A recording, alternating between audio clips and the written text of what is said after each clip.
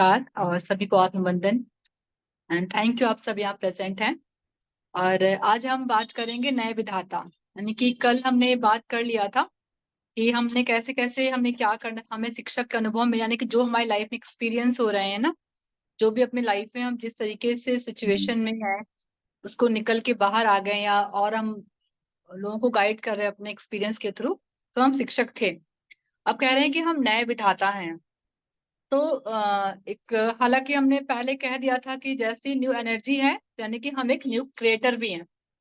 तो कह रहे हैं कि जो हमारे अंदर एक दिव्य तत्व है, हम सभी के अंदर एक, हम सब एक दिव्य तत्व से भरे हुए हैं।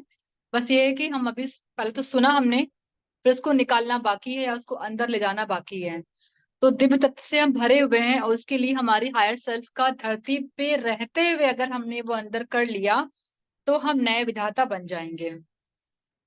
तो कह रहे हैं कि धरती पर रहकर अपने प्रज्ञात्मा को और दिव्य आत्मा को लाने वाले नूतन विधाता हैं। वही सेम बात, यानी पहले ये संभव नहीं था कि धरती पे रह के हम अपने हायर सके। हायर सेल्फ, आई थिंक अभी हम सब समझ गए कि हायर सेल्फ क्या है। जैसे हमारे श्री कृष्णा का कॉन्शियसनेस है ना, वो धरती पे रहकर भी हायर सेल्फ के जैसे ही रहे हैं, वैसे ही हम भी उन्हीं के लेवल के बराबर हैं। बस ये है कि श्री कृष्णा है, शिव जी हैं, वो बार बार हमसे कह रहे हैं कि आप श्वासों के द्वारा उस स्थिति में पहुंचिए जहां वो पॉइंट है। जब हम सांस लेते हैं और सांस छोड़ते हैं, लेने के बाद और छोड़ने से पहले ऊपर जो बिंदु है ना, अगर हम श्वास की प्रैक्टिस करते करते उस प्रक्रिया तक ऑटोमेटिकली वहां पहुंच गए तो आप न्यू क्रिएटर हैं। उस पॉइंट के पार सारे लोकाज हैं। अगर उस लोकाज तक आप पहुंच गए हैं धीमे धीमे करके, क्योंकि इसके लिए बहुत अभ्यास चाहिए होता है, बहुत सारी चीजें हमें रोकती हैं वहां तक जाने के लिए, बट प्रैक्टिस से ध्यान की अग्नि जला करके हम वहां तक पहुंच सकते हैं। तो वही वो कह रहे हैं कि नए विधाता में ये संभव है, इस प्रोसेस की, ये जो प्रोसेस उन्होंने नहीं बताई, ये प्रोसेस हम लोगों ने जाना है, तो मैं आपको इसके माध्यम से इसमें ये भी दे देती हूँ। लेकिन इसमें तो बैस ने अभी फिलहाल जितना मैंने पढ़ा, उन्होंने भी आनापान सती के बारे में बात नहीं करी है। और कह रहे हैं कि जब हम धरती पे प्रज्ञात्मा को इसी बॉडी में रहते हुए इस क्षण लेकर के आ रहे हैं तो एक नई एनर्जी बनती है। वो एनर्जी पहले हम प्रयोग करते हैं, फिर उसके प्रभाव में और लोग प्रयोग करना शुरू कर रहे हैं।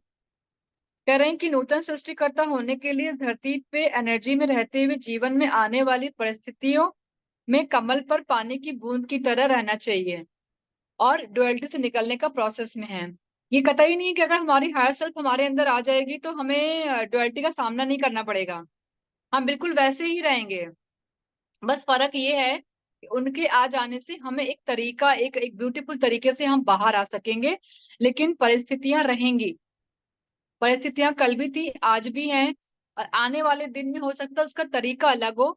बस हमें हर तरीकों को, जैसे अभी हम लोग सेल फोन यूज कर रहे हैं ना, सेल फोन आज के 10 साल पहले भी था, लेकिन आज सेल फोन का अपग्रेड वर्जन देख लीजिए आप।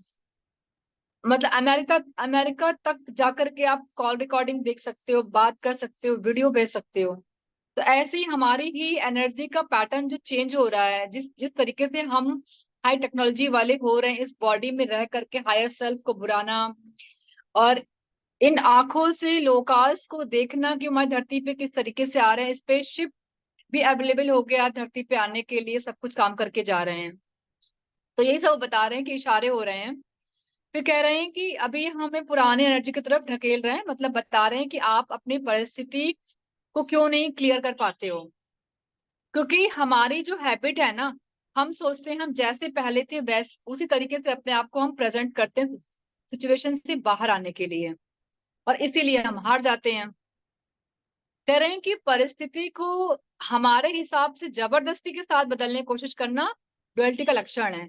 अगर आपको ये चेक करना है ना कि मैं डुअलिटी में हूं कि नहीं हूं, अगर आप पहले जैसा बिहेव कर रहे हैं, इट्स मीन्स कि आपके अंदर कोई बदलाव नहीं आया है। आप आनापान सती से लाखों एनर्जी ले लोगे, लेकिन अगर आपने वहां पे पैटर्न नहीं चेक किया, अपने डे टू डे लाइफ में अपना पैटर्न नहीं चेक किया, बात करने का पैटर्न, इमोशंस का पैटर्न, या कोई भी चीज सामने आ रही है, उसके रिएक्शन का pattern you have to check and you have to aware. आपको अवेयर होना ही है। अगर अवेयर नहीं होंगे तो हम अपनी चीजों, अगर प्रज्ञात्मा भी आ जाएगी ना, वो लाख बताएगी, लेकिन अगर हमारा पैटर्न वही रहेगा, हमने उसको बार बार नॉक करके साइड नहीं किया।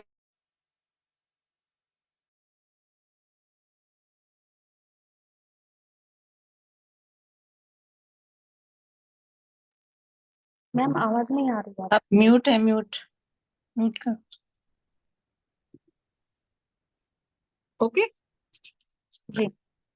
हाँ, तो वो कह रहे हैं कि जबरदस्ती हमें जो भी सिचुएशन है उसको ढकेलना नहीं है, उसको क्योंकि ये हम कल भी, क्योंकि इन्होंने, हमारे रेवती मैम ने और तोबैस ने ये कई बार इस बात को बताया है कि ढकेलना नहीं है, प्रेम नहीं करना है। और लेकिन वो, क्योंकि मैंने कुछ ना करो वाले भी चैप्टर में कम से कम 10-12 पैराग्राफ हैं, और उन्होंने वही बात घुमा फिरा के बार बार, मतलब वो, फिर मैंने मन से पूछा भी कि रेवती मैम बार बार वही बात कहने की क्या जरूरत है, क्योंकि अगर हम बार बार पढ़ रहे हैं और आपको बार बार बताएंगे, आप बोलोगे हाँ ये तो हम जान गए। तो जब मैंने ये प्रश्न किया रेवती मैम से, तो मुझे अंदर से आवाज आया ताकि वो दिल में बैठ जाए, ताकि हम जिस तरीके से अपनी सिचुएशन को डील कर रहे हैं, स्लो स्लो जा रहे हैं ना, उसमें हम फास्ट तरीका पकड़ लें कि नहीं वही रास्ता है, सिचुएशंस को नहीं ढकेलना है, अपने अवेयरनेस में रहना है, और जिस पैटर्न में अब तक जीते आए हैं उसको चेंज करना है। तो ये इनकी बात थी। फिर कह रहे हैं कि जब हम पुराने एनर्जी में होते हैं, ये थोड़ा सा हमें फिर से याद दिला रहे हैं कि जब पुराने वाले होते हैं ना, तो मान लीजिए कोई आया, हमको उसका आना पसंद नहीं है, वो 3-4 दिन हमारे घर पे रहेगा, तो बस दिल करता है कि यार ये कब जाएगा, ये ना ही आए तो अच्छा है। अगर खबर लग गई फोन पे कि उसका आने का प्लान है और हम उसे पसंद नहीं करते हैं, तो बस दिल करता है कि वो ना आए, उसका प्लान कैंसिल हो जाए, है ना। हम कितना मनाते हैं। अगर हम अवेयर हो जाएं और तुरंत ही पकड़ लें कि उसका आना खराब नहीं लग रहा है, सॉरी, उसका आना खराब लग रहा है, जो लग रहा है वो है, उससे नहीं, उसे भागना नहीं है।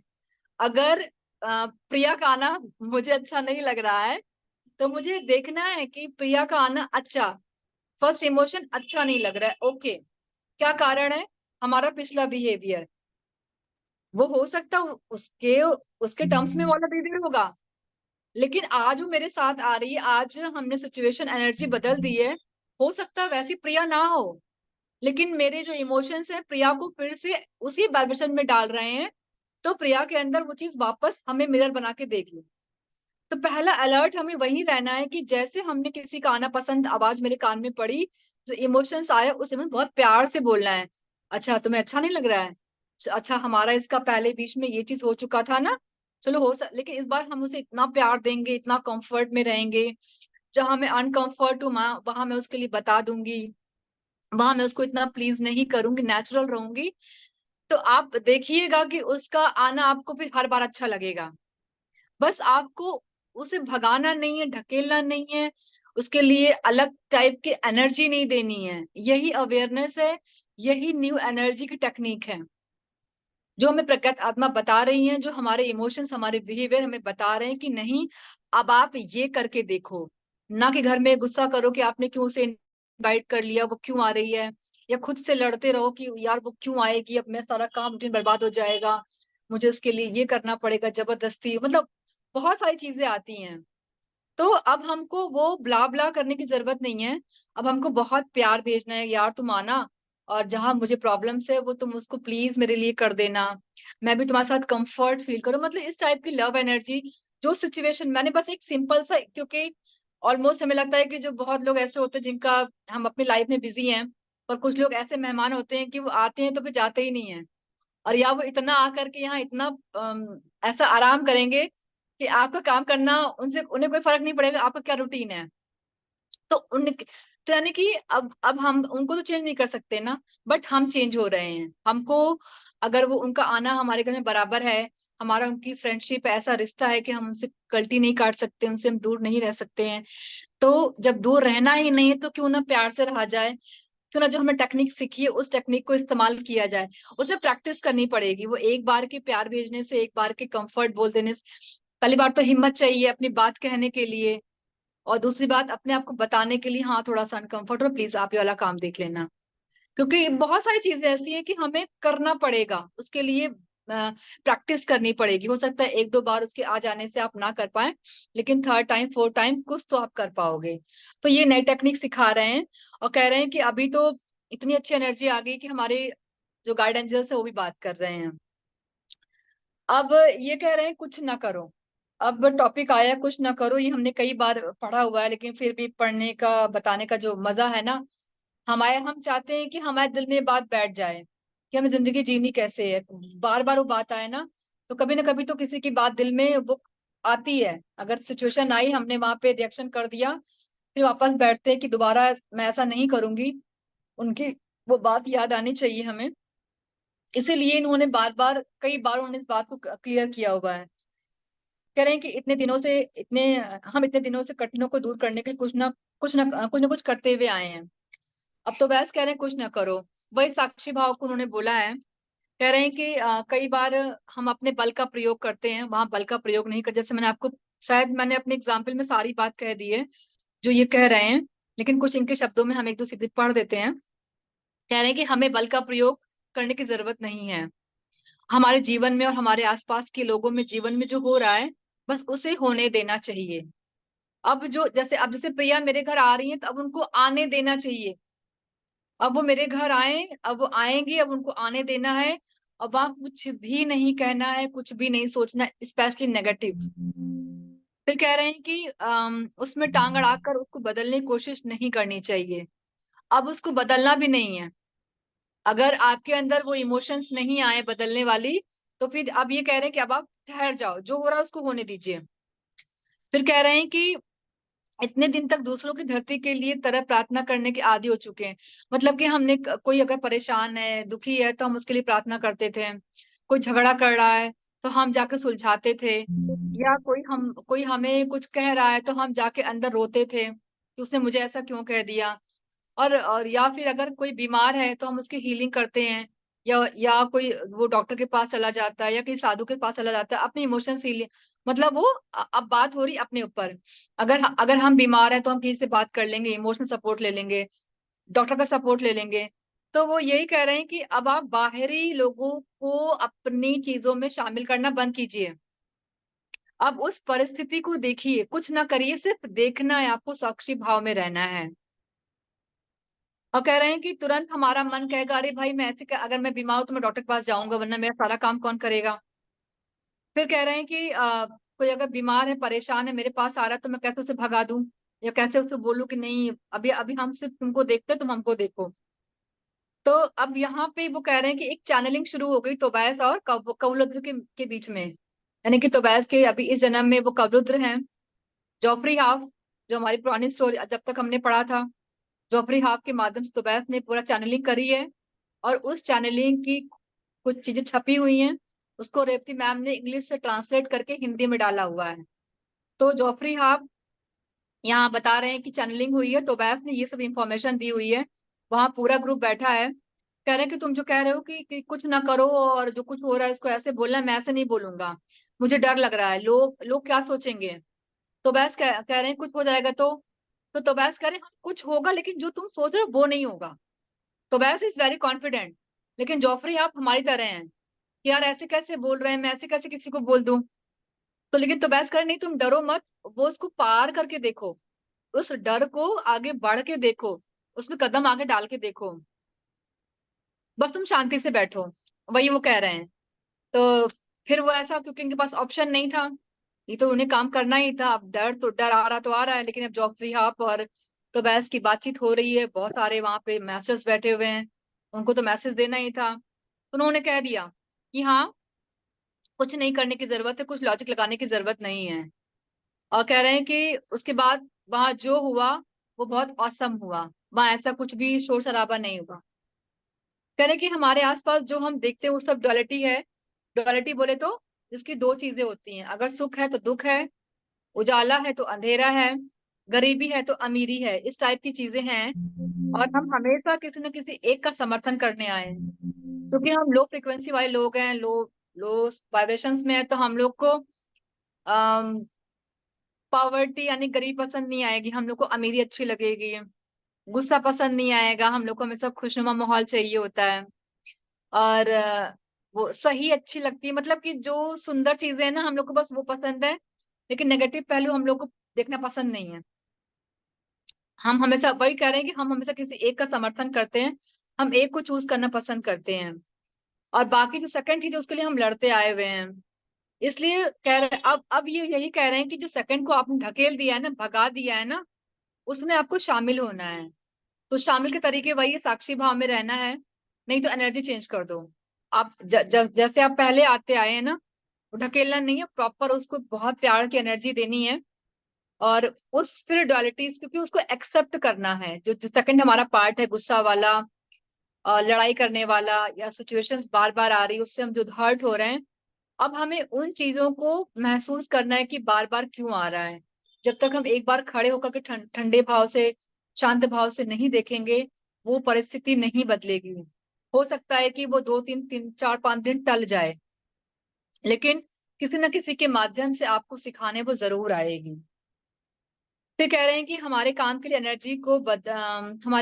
एनर्जी को जबरदस्ती किसी एक दिशा में भेजने के बदले सही और गलत का निर्णय करने के पहले उसके बाहर कदम रखकर जो हुआ उसे गौर करने के लिए बोल रहा हूँ। वही अगेन वो ऑब्जर्वेशन की बात कर रहे हैं कि ऑब्जर्व करना है, तब हमें एनर्जी किस तरह से काम करी समझ आएगा, जिसकी वजह से हमें असली सृष्टि के बारे में पता चलेगा। आसानी समझ नहीं आ रहा है ना, उस तरफ वाले एनर्जी को हमें देकर सहायता करेंगे। जैसे कि प्रिया मेरे घर आ रही है, ठीक, हम इतना उलझे हैं कि हम प्रिया को आना पसंद नहीं कर रहे हैं, लेकिन प्रिया किस भाव से आती है हमारे घर, उसका वो भाव क्या, उसकी वो एनर्जी क्या है, जब हम उसको देखना शुरू करेंगे, तो हो सकता है कि प्रिया भी अपने घर में कुछ काम करके थक गई हो, उसके यहाँ बहुत शोर हो, उसको हमारे आना बहुत अच्छा लगता हो, या उसको जो मैं गेस्चरिंग करती हूँ उसको वो पसंद आता हो। तब ये तभी दिखाई देगा जब हम शांत होंगे और जब हम उसकी एनर्जी को समझ, आज प्रिया टारगेट है ठीक है। तो ये एक एग्जाम्पल है। तो वही कह रहे हैं कि जब तक हम उसके भाव को नहीं समझेंगे, तब तक हम उस सिचुएशन से बाहर नहीं आएंगे। फिर वो फिर हम जब धीमे धीमे क्लोज हो जाएंगे, तो फिर हम भी उससे अपने मन की बात कह सकेंगे। तो हो सकता है कि हमें फिर उसके यहाँ जाना पसंद आ जाए, वो हमारा बहुत अच्छे तरीके से वेलकम करे, जिस तरीके से हमने उसकी गेस्चरिंग की है, वो मुझसे बड़ा प्लान प्लान कर दे। और अगर नहीं भी करती है बाई चांस, उस वक्त वहां भी ठहरना है। कभी कभी होता है ना कि हमने सब कुछ किया, अच्छे क्लोज है, बट वहां गए बट वो रिस्पॉन्स नहीं मिला, तो वहां भी वही ठहरना है कि हो सकता है उसकी तबीयत ना सही हो, वो सिचुएशंस ना रही हो, परेशान रही हो। वहां भी हमें ऑब्जर्व, साक्षी भाव में रह के देखना है कि हाँ क्या हो गया। तो इस तरीके से हम अपने आप को, अपने एनर्जी को बैलेंस कर पाएंगे। तो फिर कह रहे हैं कि अब हमें नौकरियां नहीं छोड़नी है, ठीक है, अपना काम करते रहना है, और उसके अंदर मन को खींच के बाहर लाना है। कोई अगर ऐसी परिस्थिति आ गई तो मन को खींच कर बाहर लाना है। मन ही बहुत बहुत सारी बातें ऐसे बताएगा ना आपको जो थी भी नहीं। मन पता नहीं कहाँ से ऐसी बातें ले आता, हो सकता है प्रीबर्थ की सारी सेटिंग वही कर करके वही वो नए तरीके से और मन इतना अच्छा भड़काता है ना। इस पर जब आप ध्यान में मतलब मेरे संग तो कभी कभी ध्यान में ऐसा, जिस दिन मैं सोचती हूँ कि आज मैं बच्चे को सुला करके पूरा मैं ध्यान में बैठूंगी, उस टाइम तो मन इतना बढ़िया बताएगा, नहीं अभी सो लो, सुबह 5 बजे क्लास है, और फिर बच्चे का खाना है, तुम आराम नहीं कर पाओगी, बहुत सारा ऐसी ऐसी बातें बताएगा मुझको वो, कि लगता है हाँ ये सही कह रहा है, चलो मैं सो जाती हूँ। तो ऐसा मतलब मन इस तरीके से आपको परेशान कर सकेगा। अगर आपको मन को नहीं सुनेंगे, आप विश्वास रखेंगे नहीं 5 बजे तो क्या हुआ क्लास है, हम एनर्जाइज हो जाते हैं ना, बच्चे को भेजने के बाद हम फ्री हो जाएंगे ना, हम तब उसमें सो सकते हैं। मतलब मन से या तो बात ना करो या फिर अपना विश्वास रखो। तो वही वो सारी बातें हमें रीअरेंज करके बता रहे हैं, और कह रहे हैं कि इस तरीके से हमें देखना है, और हमें डूबना नहीं, किसी भी सिचुएशन में बैलेंस करके चलना है। और कह रहे हैं कि हमारी न्यू एनर्जी को घर की दीवार की तरह कल्पना करते हुए उसके पीछे खड़े हो रहा है, जो हो रहा है उसको देखना है। अगेन वही कह रहे हैं कि साक्षी भाव में रहना है। फिर कह रहे हैं कि अगर समस्या हमारे घर में हो, हमारे परिवार के बीच में हो, वही अगेन बात, मैं बार बार इसको रिपीट नहीं, क्योंकि मैंने बहुत बड़ा एग्जाम्पल अपना प्रिया का दे दिया हुआ है, पूरी फैमिली को मैंने इसमें इन्वॉल्व कर दिया है कि हाँ अगर फैमिली में है, अगर किसी भी परिवार में दो झगड़े हो रहे हो और आप थर्ड पर्सन हो, आप बिल्कुल भी दोनों को नहीं समझाएंगे। ये तो वैस कह रहे हैं, रेवती मैम कह रही हैं, और हमारे पितामह भी कहते हैं, इंटरफेरेंस ये अक्सर होता है। कि जब दो झगड़ते तो उनको लगता है कि मैं दोनों को अच्छा जानती हूँ, मैं बेहतर बता सकती हूँ, शायद ये लोग इस सिचुएशन से बाहर आ जाएं। आपका बताना आपके लिए घातक हो सकता है। आप तो अपनी एनर्जी भी ड्रेन करोगे, वो समझेंगे भी नहीं, क्योंकि वो सिचुएशन उन दोनों के लिए आई, आपके लिए नहीं आई है। आपको सिर्फ देखने के, अगर आपको प्रॉब्लम हो रही है, आपके अंदर कुछ हड़बड़ाहट मच रही है, इट्स मीन्स कि आपको आपको भी रुकना है कि यस, ठहरो ठहरो, जब मुझसे पूछेंगे तब मैं जवाब दूंगी, अदरवाइज मैं अपने काम में बिजी हो जाती हूँ। ये बहुत छोटी छोटी बातें हैं, कठिन भी बहुत है, क्योंकि हमें ऐसे करने की आदत नहीं है। हमको पीछे से कोई चीज को देखने की आदत नहीं है, सुन करके रिएक्शन देने की आदत है, अपने जवाब देने की आदत है, या अपने सलाह देने की आदत है। कहीं कुछ परेशान हो गए, फट से फोन मिलाया, आज ऐसा हो रहा है, ये कहने की आदत है। अगर हम शांत होकर धीमे प्रैक्टिस करेंगे तो हो जाएगा। और आई थिंक प्रैक्टिस लोग कर भी रहे हैं, लोगों का हो भी रहा है। तो अब ये कह रहे हैं कि अब हमें कष्टों को दूर नहीं करना है, कष्टों को समझना है कि वो आया किस लिए है, और इस तरीके से हम अपने आचरण में ला लेंगे, तब हम उस सब चीजों से बाहर निकाल पाएंगे। तो आज का मैं यहीं पे खत्म करती हूँ, और फिर आएगा हमारी मानवता को अंगीकार